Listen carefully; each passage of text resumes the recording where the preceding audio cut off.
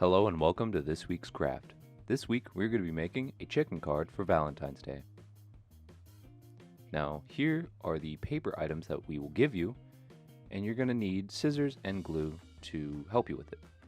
Now go ahead and get the big heart piece of paper and place it on another piece of paper. First, you're going to want to get a smaller heart, get the glue out, and start gluing the top of the smaller heart piece of paper.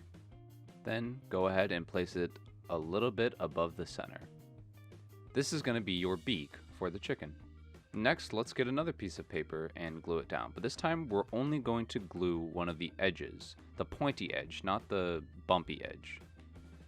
Go ahead and open the paper and put it in the inside of the paper so the bumpy edges are facing outwards so they look like feet.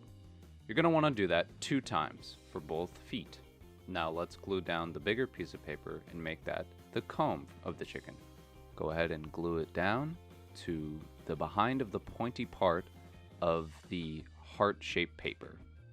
Then go ahead and turn it around, get the other piece of paper, and go ahead and glue it. Then make it the tail feather. Now finally, his little wings.